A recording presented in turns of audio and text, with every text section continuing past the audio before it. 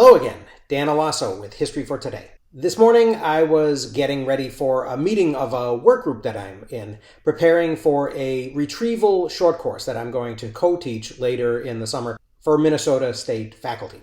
My homework was to contribute a few apps to the Teams folder discussion thread. I put in Obsidian and Hypothesis and Anki, along with an Ali Abdaal video from a year or so ago demonstrating how he used Anki to study for medical exams. I haven't personally used it myself, so I thought that would be helpful. I'm not actually trained in instructional design, so I sort of represent the user community for this course, faculty who want to incorporate retrieval practice into our classes. I'm reading a bunch of pedagogy books in the background to try to backfill my knowledge. And I read an article this morning that another member posted in a link from Vanderbilt University's Center for Teaching, titled Test Enhanced Learning, Using Retrieval Practice to Help Students Learn, by Blame and Beal from 2015. This is a kind of a background document, and it does a very good job of sort of setting the scene, describing why the authors believe that retrieval practice is effective, and citing relevant research. And so these are kind of my takeaways and my notes from it.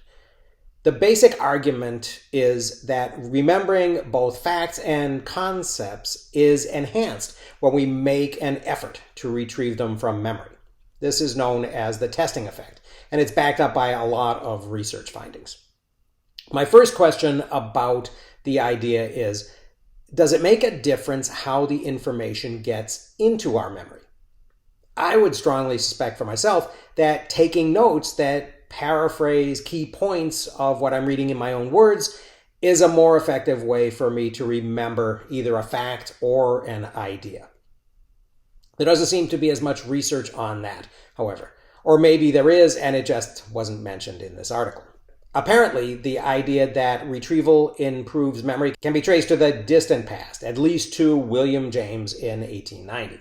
The authors, of course, focus on more recent research that's been done to verify James's claims. Students were asked in one laboratory experiment to read passages about 250 words long, and then the study found that the ones that were given recall tests remembered a lot more of what they called the idea units from the reading than those who just read the text 4 times in a row.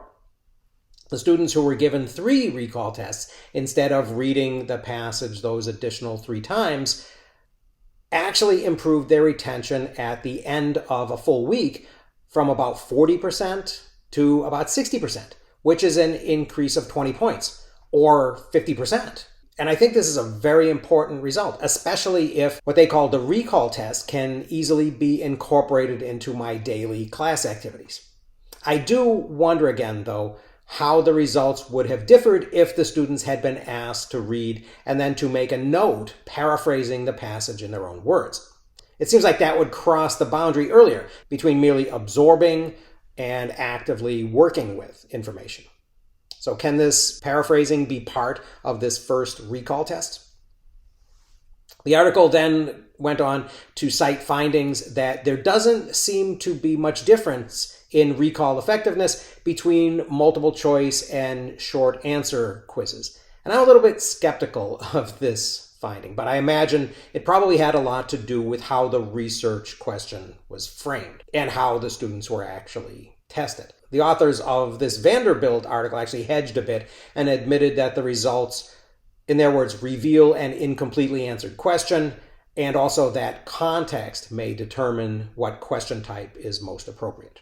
In an interesting finding, the article suggested that, in their words, students who completed an exam every day rather than exams that covered large blocks of material scored significantly higher on a retention test administered at the end of the semester. So more frequent testing leads to more retention.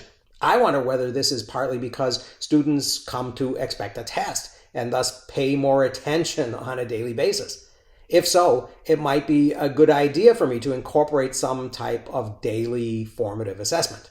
Along these lines, another study found that students who used the last 5 to 10 minutes of a class to answer 2 to 4 questions that, quote, required them to retrieve information from the day's lecture from memory, end quote, performed 8% higher on exams. The authors speculate that since the key to success seems to be effort, tests that require production of an answer rather than recognition of an answer would provide greater benefit. I agree. But then again, why not begin this quote-unquote production with more effective note-taking? They go on to say that memory seems to have two components, storage strength and retrieval strength, and that the best effects seem to be gained when the delay until retrieval is, in their words, at the point of forgetting. This seems to suggest that more effort leads to a greater effect. The article doesn't specify, unfortunately, when the optimum time is, when it is you're about to forget. But lacking this knowledge, maybe an alternative way of strengthening the response might be making the questions a little bit harder, a little bit more conceptual or inferential or something like that. Maybe that would add to retrieval as well. The practical suggestions that I'll probably implement in my classes are frequent quizzes, setting aside the last few minutes of the class for student responses to the content, pre-testing, or setting framing questions that are actually questions that guide my students' attention, and also probably letting the students know why I'm doing all this. There have apparently actually been studies showing that when students are aware that they're adding to their learning toolkit, that this metacognition actually has positive results on its own. This has interesting implications, I think, for turning the corner toward a new, more collaborative learning model. And I'm looking forward to playing around with that, and I'll have a lot more to say about this as I learn more. But that's all for today. So I hope people found this a little bit interesting. Thanks very much for listening. I'll see you again next time.